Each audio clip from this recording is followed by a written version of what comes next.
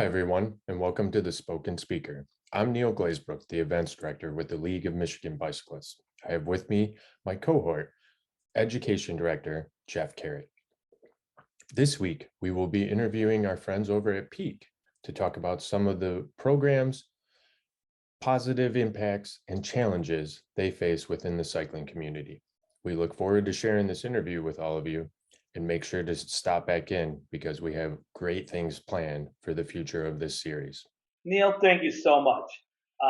Very excited to be working with the LMB as we've been working with the LMB for many, many years. A great organization to improve cycling in the state of Michigan. PEAC partners with LMB on many different occasions, and this inaugural event, we're really excited to be part of it. PEAC is an organization that is dedicated to the empowerment of people with disabilities.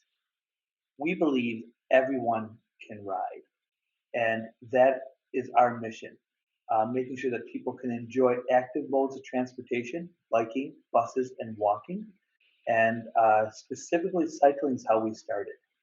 And right now, you're going to be introduced to some individuals with disabilities that are in our most recent venture, which is we're developing a community bike shop for individuals with cognitive impairments and autism to rebuild, fix, and repair bikes. And you are in our shop in Lincoln Park, which is the former LP3 shop, but now it is, whose shop is this? Ours. It's PEAC's shop. So this is our shop and who we're working with. I'd like each person to introduce themselves, starting with Sean. John Waterman. And Sean, where do you live? You live in Canton, Michigan. Your name is Sean Cosman? Yeah. Thank you. Hello, I'm Amanda Salinas from Wyandotte, Michigan. Hello, I'm Taria from Taylor, Michigan. And I also work at PEAC. Matt, would you like to come up and introduce yourself as one of the rookies? My name is Matt Ellengowski. I live at Taylor, Michigan. Thank you, Matt.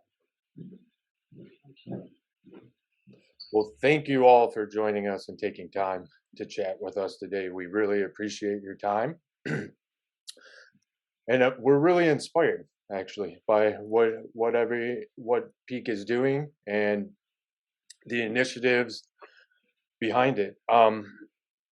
John, we've had the pleasure of seeing you present a few times over the last few weeks, and I think the program and the message that's coming out of PEAC is something that is being very well received and shedding light to something that should be a part of discussion when we're talking about cycling and mobility and transportation. There's multiple ways people have to get around, and cars aren't the only way to do that. And a lot of freedom comes out of being able to have a cycle in whatever format that may be to get you from A to B and be able to function and be a part of society. And I really feel that what I've seen of PEAC is really helping to broaden that message and strengthen the need for the infrastructure and the programs that are happening here in the state of Michigan. But talking about normal cyclists and regular riders and stuff like that, you guys kind of heard me go off a little bit this morning, right, about normal? Yeah. Who's normal in this room right here? Everyone. Everyone, right? Disabilities are normal. Trikes are normal. Tandems are normal. These aren't, unique, things that are really different. This is a normal part of our transportation, and we need to evolve as a society with that. Hey, Sean, tell me about yourself. You're Sean Cosman. Let's have that loud voice. Ready? I'm Sean Cosman. I live. Sean, when you went to the gas station, how did you get to work? When you worked at the gas station. How did you get there? On your bike. So when you rode, where did you ride? Did you ride on the sidewalk or did you ride in the street or on the road? In the street. What side of the road? Right side. The right side? What were your streets and roads like? Mean ones. You call them mean streets. Why are they mean? Mean trucks. Too many trucks. What type of trucks? Semis with trucks. Semis and garbage trucks. Right. Slow down your speech and louder, right? Slow it down. You got it. You got this. Okay. I want to hear it louder too. Okay. Semi trucks and garbage trucks. Did some of them smell? Pretty bad. Pretty bad. When you're riding down there, you lived on the corner. You lived by what roads? What two main roads? Haggerty and Michigan. Haggerty and Michigan Ave. Yeah. And by that freeway, what was that called? 275. 275. That was not very bike friendly, right? And the cars are mean, as you said. Has anybody ever honked at you? Sometimes Sometimes cars have honked at you. Have they told you to get off the road? we did. They have? Yeah. What do? No. You ignore it and you keep on riding? Yeah. So you've been riding back and forth during those times, but something happened, something special that made that different. Do you remember you had to ride all the way down that road and loop around to come back to there? Two things special have happened. One just recently. What happened that really made your ride better? They made a bike path. And the bike path went under what road? What freeway? Under the freeway, 275. So they put a bike path under 275. Do you remember going to those meetings? Yeah. And so what's the ride like now there? Shorter. It's much shorter, right? Yeah. Do you like it more? Yeah. Why? Not being able to buy the cars no more. You're not by the cars no more. You're able to ride slower and relax, right? Yeah. And then they've done something else. Do you remember trying to cross Michigan Ave at that path?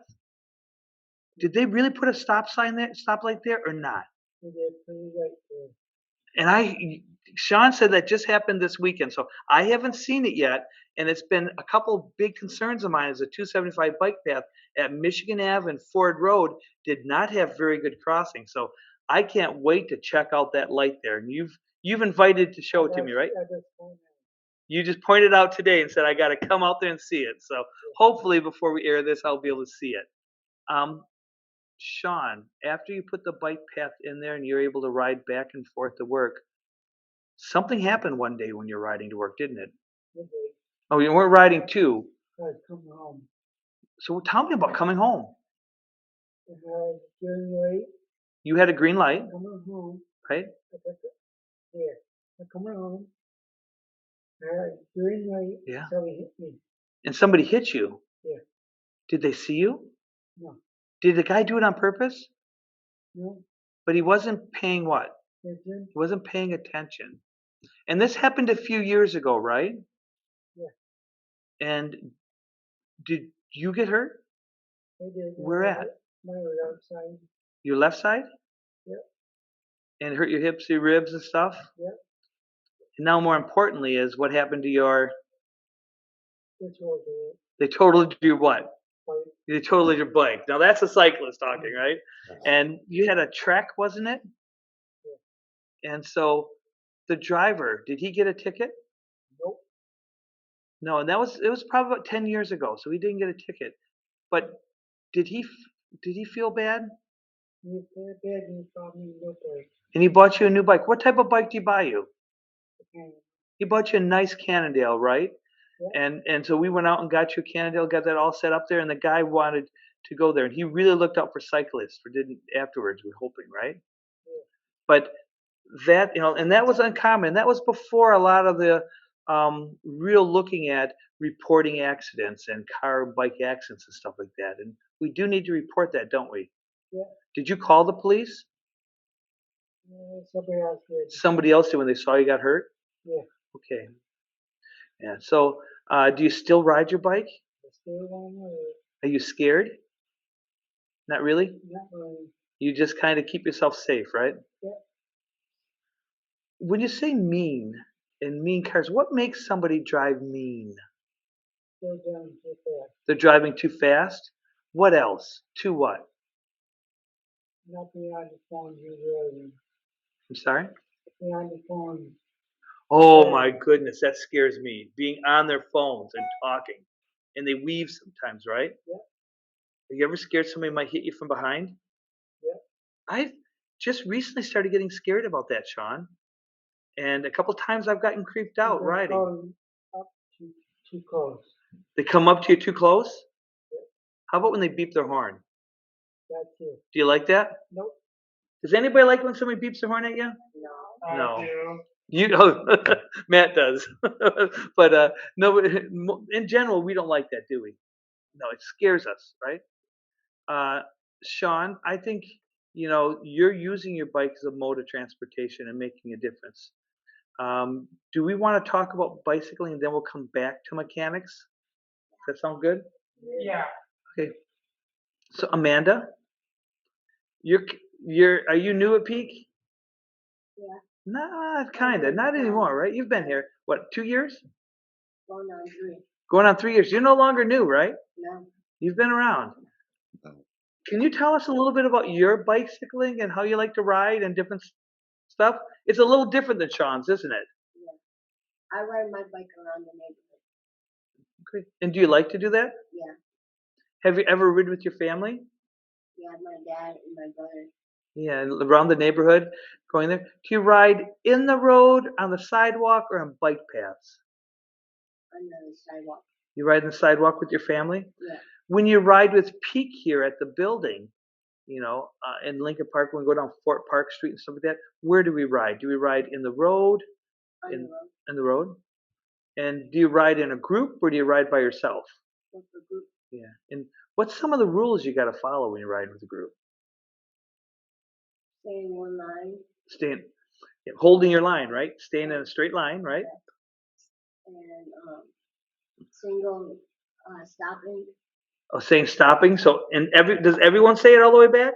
Yeah. So stopping as a group when we're riding together on the road.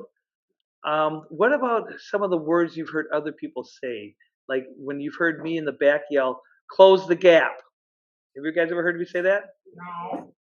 What does that mean? Everyone gets closer instead of being far away. Yep, we close the gap, get closer to each other, right? Yeah.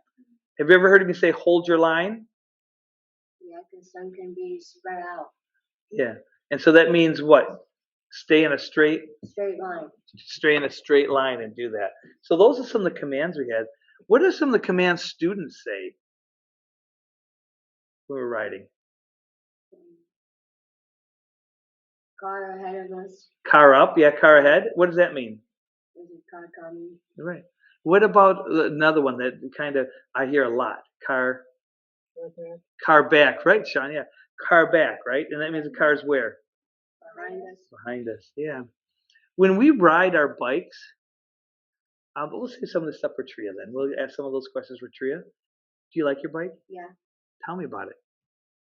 I built a Mongoose that's blue Mongoose and it's a 24-inch mountain bike. So when you say you built it, what does that mean? I made it in mechanics. You made it in the mechanics program? So we'll talk a little more about mechanics, but you basically put it together, tuned it up, and made sure it runs, right? Yeah. Excellent. I can't wait to talk some more about that. Hey, Tria. Hi, John. Have you done this before? Yeah. A little bit? Okay. So, Tria, we're going to talk about cycling and your cycling experience, both in PEAC and outside of PEAC. How do you ride outside of PEAC, and who do you ride with usually? Your mom? Do you ride in your neighborhood, or do you ride into town? In the neighborhood? Do you ride on the street, or do you ride on the sidewalk or bike path? Sidewalk? Yeah. Is that where your mom feels comfortable riding? And does she like you riding there? Yeah.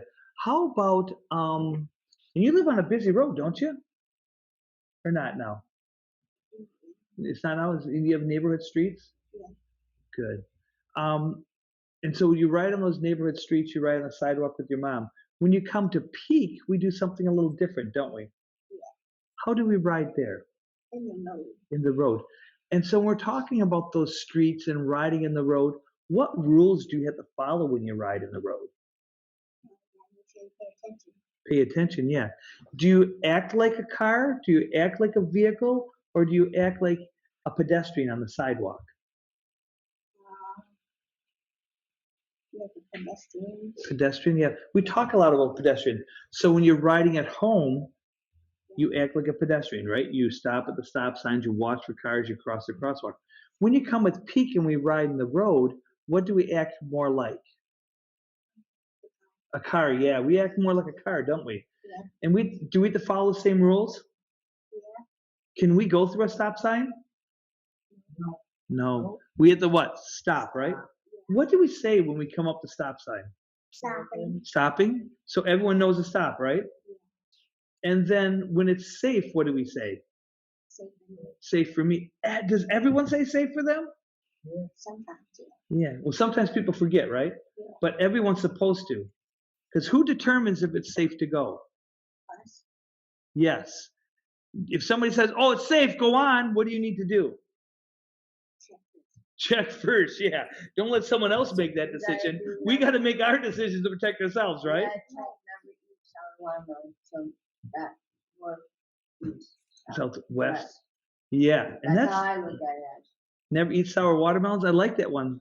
North, south, east, west. We have to look all around, right? That's why I said That car behind us, what could they be doing? that. Not paying attention. But if we're going through an intersection, do we ever talk about that right hook? Yeah. What does that mean? They turned what? In front of us or behind us? In front of us. In front of us, yeah. And if they turn in front of us, they could cut us off or hit us, right? Yeah. When we're going down the pathway. We talk a lot about that in cycling and training cyclists. And then the other one is, what about a car turning from in front of us?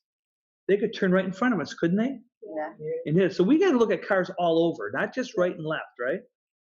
And watch for those different types of cars riding. When you ride in the group and follow all the rules and do things, one of the things when people are riding together, where do you want your strongest riders? The front? Yeah. So usually you want someone who can lead the group, who really knows what they're doing and follow the directions and can go there, right? Right. That's the first person. If we want to protect somebody who's riding with us, where do we put them? Somebody who may not know all the answers or may be nervous or may have a hard time keeping up. In the middle. In the middle? Great. That's a good, yeah, putting in between people so they're safe. So take a little gap because we got kind of a little off track there. But okay. What is rescue riding? When you're riding rescue and you're riding with everybody, what does that mean, Sean? It means to make everybody safe. So do you have to be a strong rider or kind of a nervous rider to ride rescue? Strong. Do you have to be able to ride fast? Yeah. Yeah, and where do you ride when you ride rescue? In the front or in the back? Back and you pick up all the way front.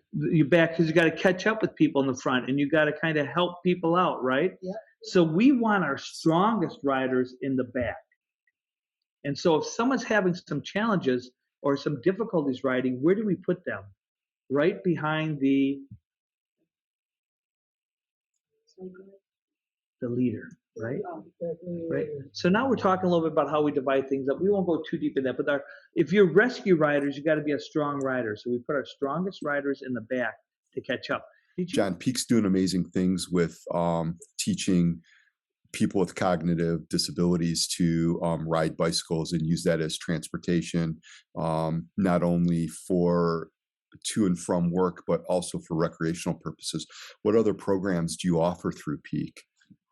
Jeff, thank you so much for that. But yes, we have started our mechanics program that is empowering individuals with disabilities to not just ride their bikes, but to be able to fix bikes and to make a difference into their own bikes so they can ride and take care of it.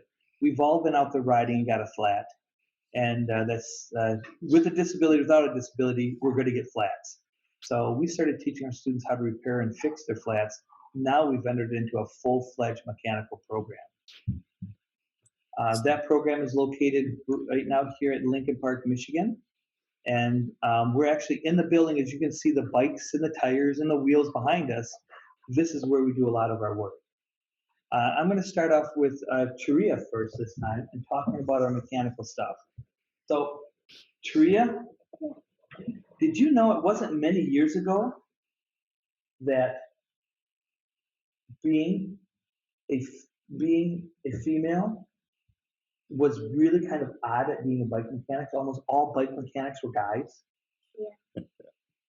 And so now you're a young lady here making a difference in fixing bikes, right? And repairing bikes? Yeah. And you also have something else going on too, right? You have Cognitive impairment. a cognitive impairment, a disability. And as far as I can see, I don't know anywhere else doing this. You're like it. You're like the superstar. You've shown people that, wait a second, it doesn't matter what my cognitive ability is, what my gender is. I want to be a bike mechanic. Do you like it? Yeah. Did you ever think you could be a bike mechanic? No. No. Before you came to PEAC, did you ever use tools? Nope. No, they didn't think you could do that, right? Right. So let's talk a little bit about some of the stuff you've learned. What type of things did you learn to fix at PEAC? Flat tires. Flat tires. That's the quickest thing, right? Yeah. How do you do that? Take the tire off, move the tube. Mhm. Sometimes you can patch it if it's not too bad. Sometimes you patch, and then if it is too bad, you got to put what in? You got to The throw. scrap. You scrap that tube and put in there. And when we scrap the tubes, what do we do with them? Do we throw them in the garbage? No. No, we put in the recycling bin? Yeah. We cut them up? Yeah. Use them for straps, right? Yeah. Different things. So we recycle everything as much as we can, don't we? Yeah. So fixing a tire is really great. Can you take the bike apart? Yeah. Like, when I say take apart, what does that mean? Take all the parts off of it. All the parts? Yeah. Like, all the parts? Yeah. Like the seat? Yep. All right, how about the seat post? Yep. Wait, it's not called seat, it's called saddle, isn't it? Yeah. Oh man, I made that mistake. So like the saddle, right? Yeah. How about the seat post? Yep. How about pedals? Yep. How about crank arms? Yeah. What's the toughest part to take off? Handlebars sometimes. Yeah. But they're too rusted. Rusty, yeah. Is it easier to take apart a rusted bike or a oiled bike? Uh-oh. Yeah, a new bike, right? Yeah. Yeah. Are old rusted bikes tough to work on? Yeah. You ever had to cut a chain? Yeah. How about the bottom bracket? Yep. You take that out? Yep. How about the couplers for the front of the bike? Yep. So when you're done with the bike, what's left? Just a frame. Just the frame, just the metal frame, no parts at all. So you can take a bike. Who has to help you do that? Take it apart. Me. You would help you? You can do it all by yourself? Yeah, sometimes. All the time, right? Yeah. So let's be brave on it. So you're gonna say nobody helps me, I do it myself, right? You can act indignant about it. Like John saying something? Yeah. Yeah. So let's start that again. So who has to help you take that bike apart? Just me. You do yourself? Yeah. Wow, that's amazing. You've actually evolved to that next level. Yeah. We have some newbies here, right? Like, Yeah. John, could you help them take a bike apart? Yeah. Do you ever show people how to do stuff like that? Your coworkers? Yeah. Excellent. Thank you so much, Tria. Welcome. You've been amazing. Tria, have you ever made a bike for somebody in your family? Yeah. Who? My boyfriend. And I'm about to build my brother a bike. You built your mom's boyfriend a bike, and now you're gonna build your brother a bike? How old's your brother? 24. Did you ever think you'd be building bikes for your brother? Nope. You kind of thought when you were younger it'd be the other way around, right? Yep. But who's taking care of you right now? Me? Yeah, you're doing that, making a difference. Thank you, Tria. You're amazing doing that. What type of things do you do here at PEAC as a mechanic? Kids build their bikes for the schools. You help kids build their bikes for the schools. So Traveling. So the safe routes to school. So you do some volunteering fixing bikes. Yeah. So I mean, you face a challenge, right? Yeah. What's your challenge you face? Cognitive impairment. Wow, with the cognitive impairment, a lot of times fixing a bike is kind of tough, isn't it? Yeah. There's some tough parts about bikes. Mm-hmm. Before you came to PEAC, Did you think you'd be able to fix a bike? No, No. Did other people think you could fix a bike? no. So you had kind of a really interesting experience this Christmas. Where did you go? Mexico? You went to Mexico. And so what happened in Mexico when they found out that you, facing the challenge of your disability, could fix a bike? What did they do? They're gonna give me a toolbox. So, Tools. and did you start fixing some bikes there? Yeah, I fixed my aunt's bike. And you showed them you could do it? Yeah, Were they shocked? yeah. Kind of wowed, right? Woo. Ooh. So there's been some other stuff going on with bikes, stuff like that. Have you built bikes for anybody you know?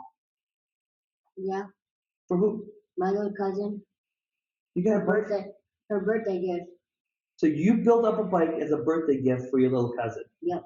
So a lot of times people think this and they talk about, you know, you earned the bike, you did this, stuff like that. Can you tell us some of the stuff you did to fix that bike? I added new tires, Put new tires on it, great.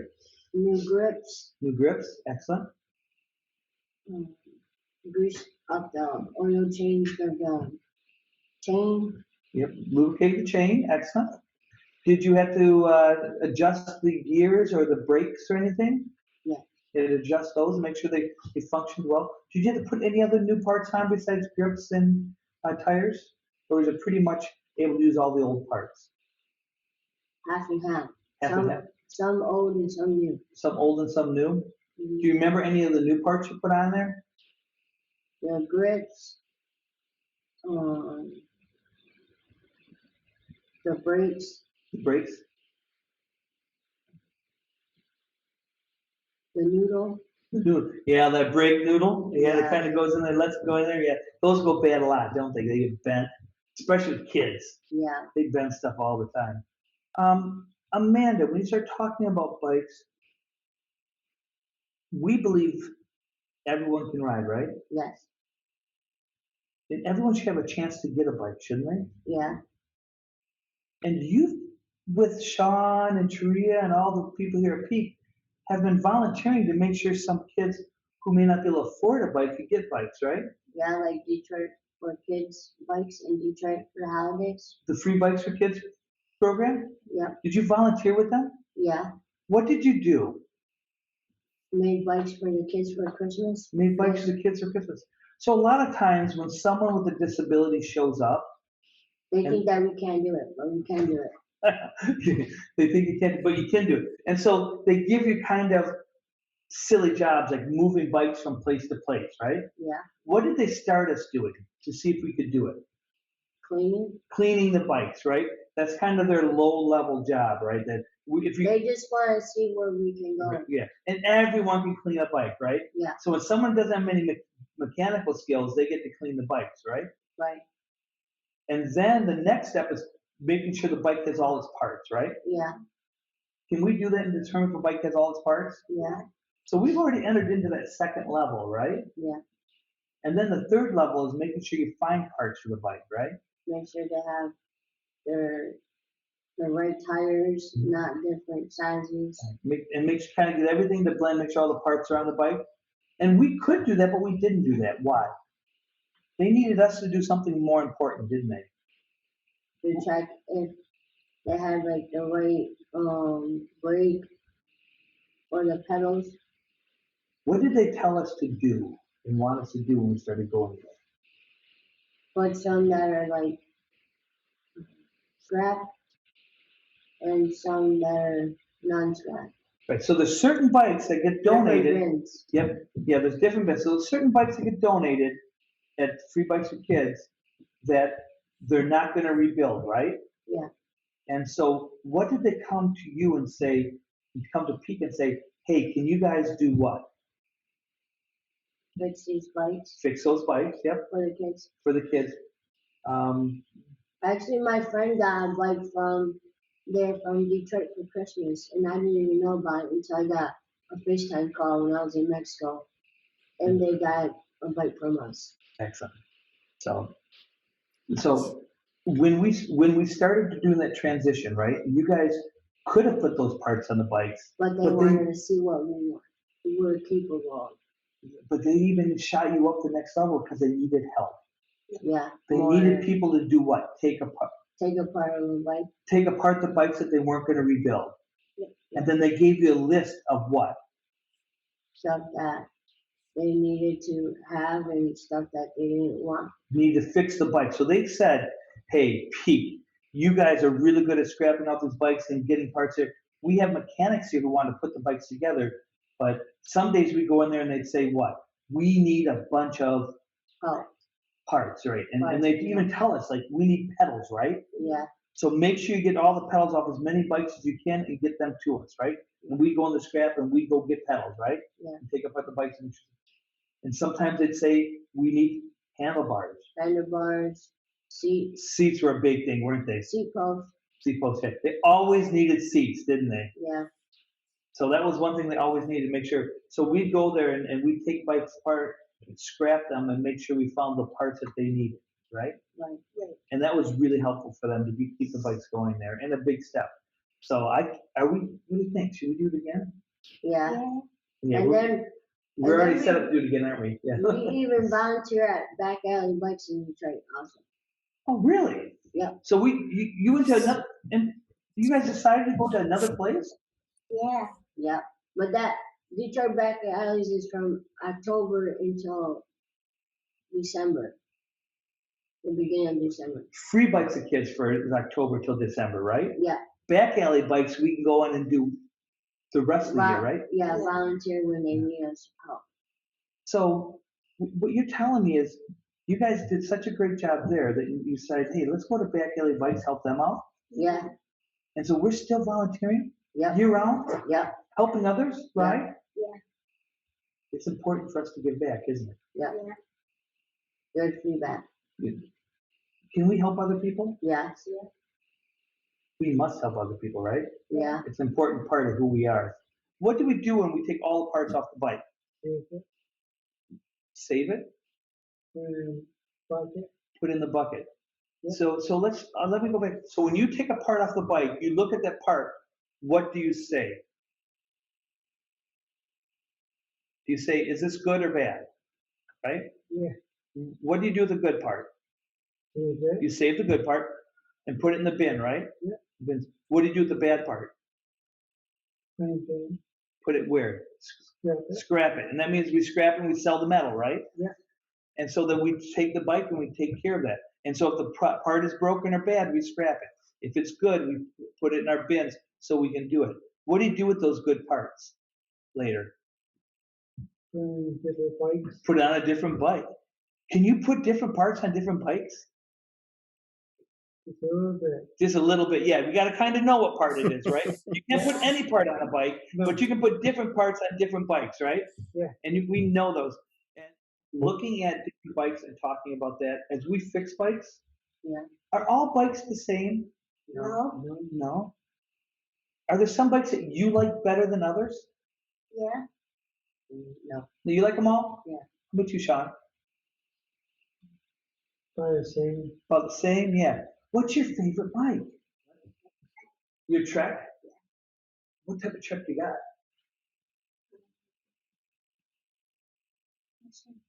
Is it a 220? I think so, yeah. A 220 with, what color is it? Purple and silver. Do you like the way it rides? Yeah. Do you remember that purple bike you brought in? Yeah. That was in kind of rough shape? What did we say when you brought that in? I think that's it.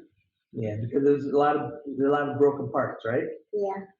And then we found you one, because what color do you want your bike? Purple. And then we found that, right, that bike, the Trek 20, the 220, right? Yeah. And then you basically rebuilt that. Yeah. Does that ride nicer than the other bike? Yeah. You like that bike? Yeah. Are there other bikes you guys like? Yeah. What bike do you like? My chopper. Your chopper? What type of chopper do you got? I think What color is it? it's black. It's Black black. and red. It is cool. It is a nice. I want to put a motor on there. You gonna put a motor on there? Yeah. Oh man, are we gonna talk about e-bikes? No. I'm All gonna right. get a foldable electric bike. Maybe a foldable electric bike. Yeah, so when I go to the country, I can take that with me. And kind of ride around there? Yeah. Cool. Sean, what's your favorite bike? And You like your Cannondale? yeah, You love your bike? Yep. And that's one of the word phrases I say. What is the best bike in the world? The bike you're riding. Yeah. Right? I have too many. You have too many bikes? So, That are my favorite. and you know, yes, how many bikes you got? 2. How many bikes you got? Too many to count. 1, 2, Mr. Chopper, Mommy, Beach Cruiser. 3 bikes? Yeah. That's 3. good. You guys are catching up. How many bikes you got, Sean? just one.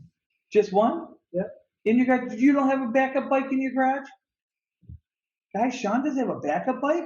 Yeah. No. Do you have room to build another bike and put it in the garage? Not yet. Not yet? You gotta clean out your shed? You need stuff in there. Too much stuff in there.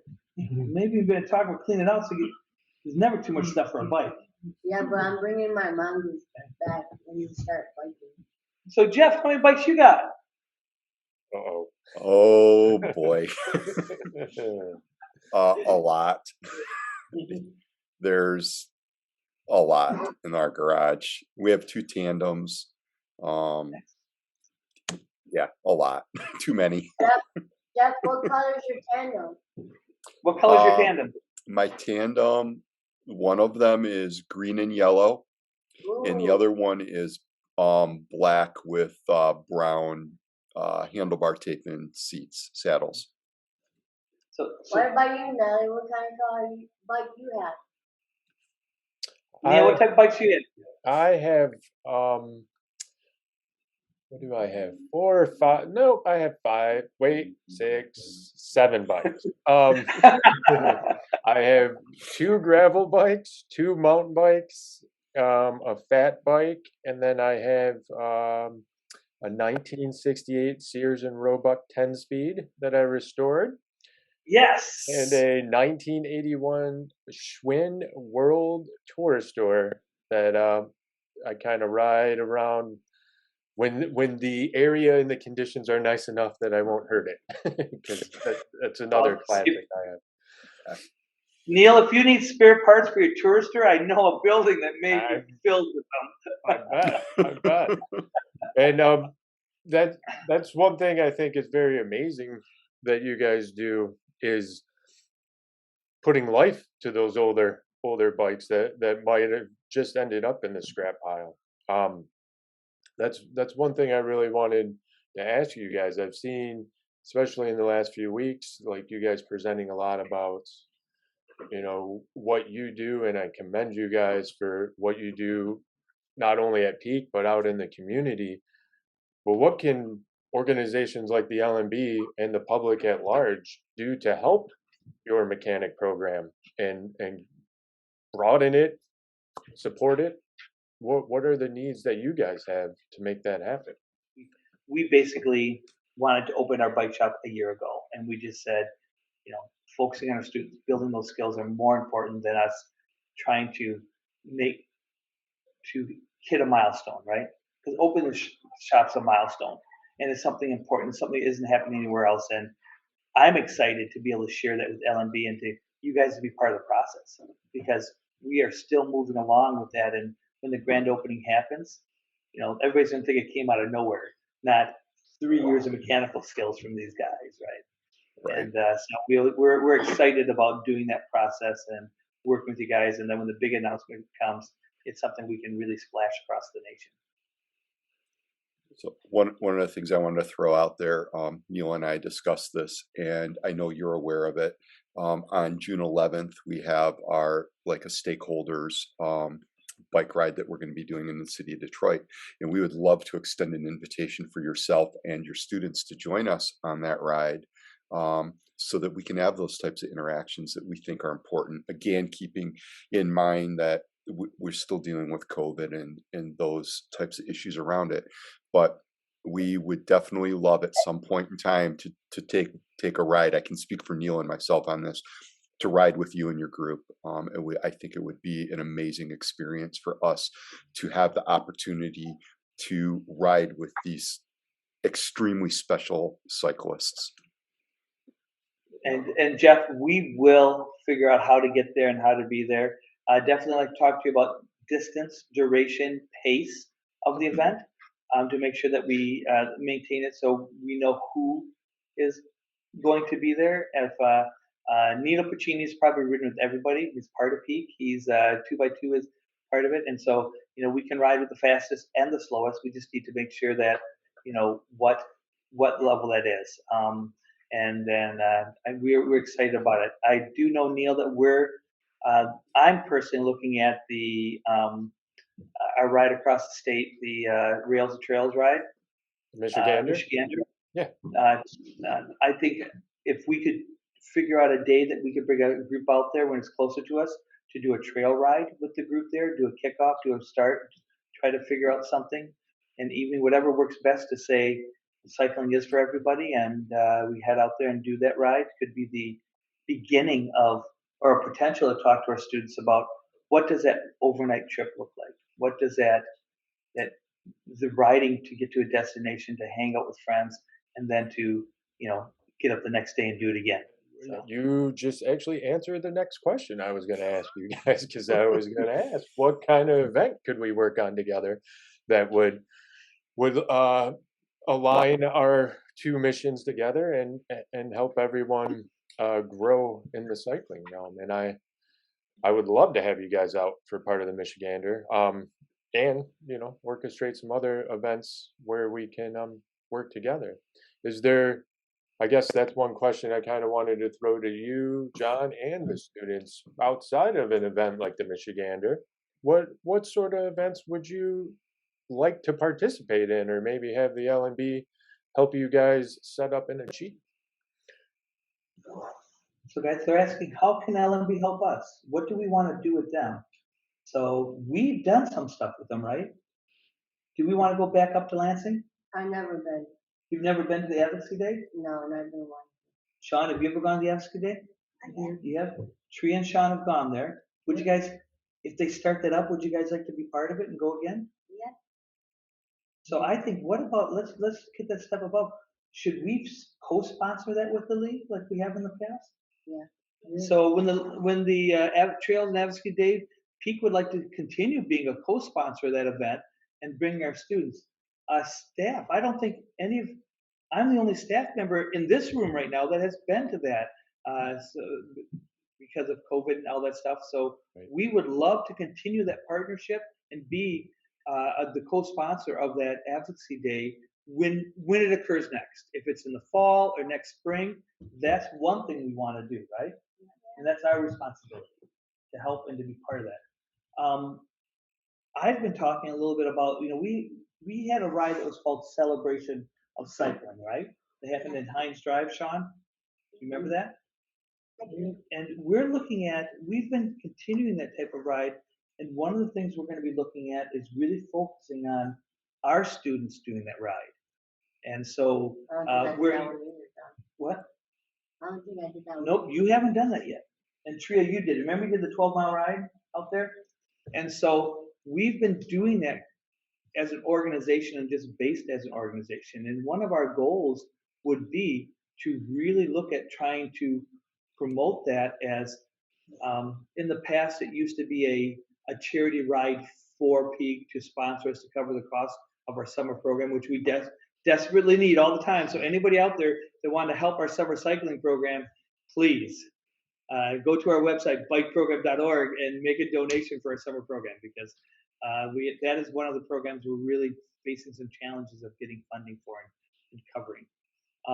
But I'd like to see that be not a cycling program, not a cycling event set up as a donation type of ride where it features riders who don't have the disability, but a ride that features cyclists with disabilities, and they're the ones in charge. As our ride evolved, we started finding ourselves working more for the cyclists coming from outside than the cyclists in our group. So by taking a step back, we are definitely looking at continuing that ride, and hopefully at some stage opening that to the public too, where they can ride with our students, focused on our students, and that is the focus of the celebration, not The event. people going out doing 100, not somebody going out doing 100 miles and cheering for the first 100 miles. I applaud that, love that, and love to see that happening, but there's a lot of events you can do that. I think if we can look at focusing with that, that would be something that could look at developing into a something really special that's only happening in Michigan. I agree. I think that would be amazing. And we can definitely behind the scenes work on getting that pulled together.